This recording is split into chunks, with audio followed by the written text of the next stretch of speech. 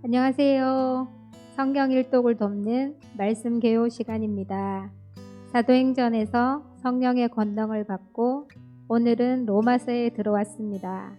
로마서에는 믿지 않는 사람들이 내가 믿는 기독교가 무엇이냐 하고 물었을 때 대답할 수 있는 핵심 내용이 담겨져 있는 복음서입니다.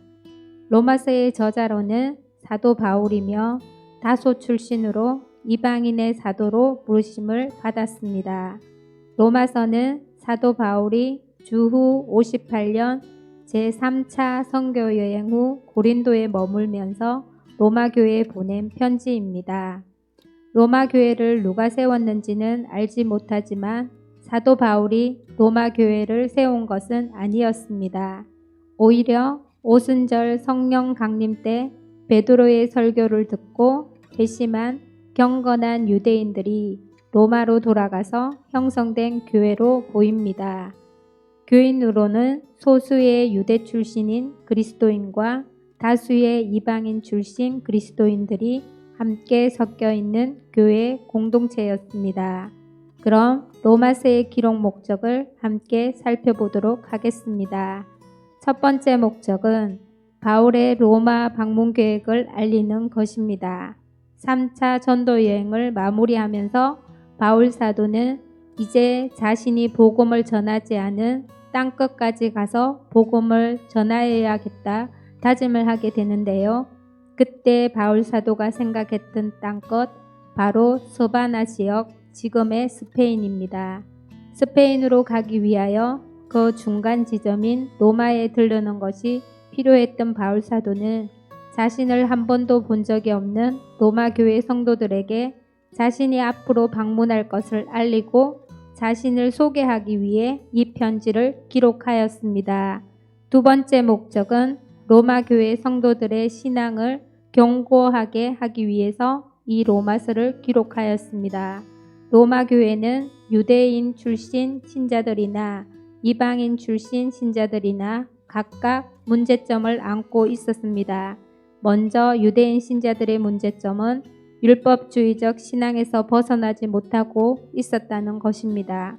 예수를 구약에 예언된 메시아로 믿기는 하였으나 여전히 구약 율법을 문자적으로 지켜야만 구원을 얻을 수 있다고 생각하여 이방인 신자들도 구원을 얻으려면 유대인과 마찬가지로 율법을 지켜야만 한다는 그릇된 구원관을 가지고 있었던 것입니다. 이에 반해 이방인 신자들의 문제점은 그리스도인의 자유를 지나치게 강조함으로써 방종에 이를 정도였습니다. 그리스도인이 되었음에도 불구하고 과거의 방탕한 생활 습관을 그대로 가지고 있으면서 자기들은 율법의 행위가 아니라 믿음으로 구원을 얻었으므로 어떠한 생활을 해도 문제될 것이 없다고 생각하였던 것입니다. 바울은 이들의 잘못된 구원관을 바로잡고 바른 복음이 무엇인지 가르치기 위해 로마서를 기록하였습니다. 세 번째는 로마 교회 유대인과 이방인의 화해와 일치를 위해 로마서를 기록하였습니다. 바울은 유대인인 동시에 이방인의 사도였기 때문에 유대인과 이방인들이 다 예수님 안에서 서로 사랑하고 섬겨야 된다 하는 것들을 이 로마서를 통하여 나타낸 것입니다. 핵심 메시지로는 첫 번째는 죄입니다.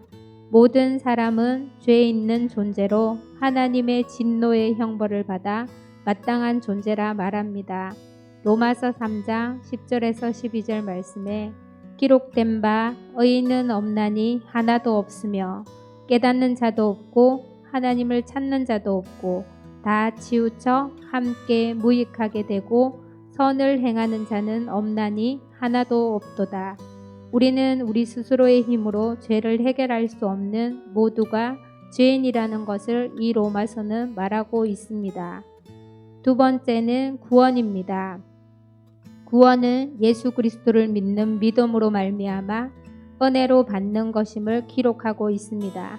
로마서 3장 22절 말씀에 곧 예수 그리스도를 믿음으로 말미암아 모든 믿는 자에게 미치는 하나님의 의니 차별이 없느니라. 하나님은 예수님을 통하여 이 구원이라는 선물을 우리에게 값없이 주셨습니다. 우리는 이 구원이라는 선물을 은혜로 받게 된 것입니다. 세 번째는 영적 성장입니다. 그리스도를 믿는 사람들은 하나님과의 관계에서 성숙해야 되고 계속해서 죄를 멀리하고 하나님께 순종하는 삶을 살아야 함을 말하고 있습니다. 로마서 8장 13절에서 14절 말씀. 너희가 육신대로 살면 반드시 죽을 것이로되 영으로서 몸의 행실을 죽이면 살리니 무릇 하나님의 영으로 인도함을 받는 사람은 곧 하나님의 아들이라. 네 번째는 섬김입니다. 성도들은 사회와 국가와 다른 이웃들을 섬김으로 하나님의 은혜와 사랑을 알려야 한다고 말합니다. 로마서 13장 8절 말씀에 피차 사랑의 빛 외에는 아무에게든지 아무 빛도 지지 말라.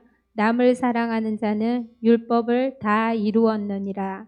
결국 우리는 예수님을 믿기 때문에 사랑하고 섬겨야 한다고 말하고 있습니다. 로마서의 내용을 요약하면 1장에서 11장은 무엇을 믿을 것인가? 하나님의 은혜와 복음을 말해주고 있습니다. 12장에서 16장에서는 어떻게 행할 것인가? 성도의 삶을 말해주고 있습니다. 로마서의 핵심 구절은 로마서 1장 17절 말씀에 복음에는 하나님의 의가 나타나서 믿음으로 믿음에 이르게 하나니 기록된 바 오직 의는 믿음으로 살리라 함과 같으니라 입니다. 이는 종교개혁가인 마틴 루트를 변화시킨 구절이기도 합니다. 이 구절에 나타난 의로움, 믿음, 삶이라는 것은 로마서를 이해하는 데 중요한 역할을 합니다. 로마서는 인간의 죄성에 의는 없나니 하나도 없다라고 명확하게 지적합니다. 그것이 인간의 현재 모습입니다. 결과적으로 인간은 자신의 행위나 유대교의 율법을 지킴으로써 의롭게 될 수 없습니다. 하지만 다른 길이 있습니다. 오직 하나님의 은혜로 값없이 의롭다 하심을 입게 되는 길입니다. 그것은 오직 믿음을 통해서만 가능합니다. 하나님께서 독생자이신 예수 그리스도를 인간들을 위한 속죄물로 보내주신 그것이 기쁜 소식, 즉 복음의 핵심입니다. 믿음을 통해 어느 누구나 의롭다고 칭함을 얻을 수 있게 되는 것이 이신칭의의 핵심입니다. 그러나 서신은 단순히 믿음으로 의롭게 된다는 데에 그치지 않습니다. 12장부터는 믿음이 어떻게 삶으로 나타나야 하는가를 강조하고 있습니다. 한마디로 의를 입은 자로서 글마전 행함을 매일의 삶 속에서 보여주어야 한다는 것입니다.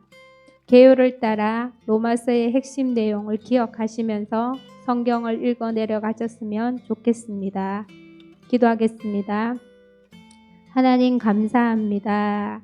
로마서 5장 11절 말씀에 그러므로 우리가 믿음으로 의롭다 하심을 받았으니 우리 주 예수 그리스도로 말미암아 하나님과 화평을 누리자라는 말씀을 우리가 기억하며 하나님과 화평하며 또 이웃과 화평할 수 있는 우리 신은 성도들이 다 될 수 있도록 함께하여 주시옵소서. 또한 우리가 믿음으로 하나님 앞에 더 나아갈 수 있도록 함께하여 주시옵소서. 감사드리며 살아계신 예수님의 이름으로 기도드렸습니다.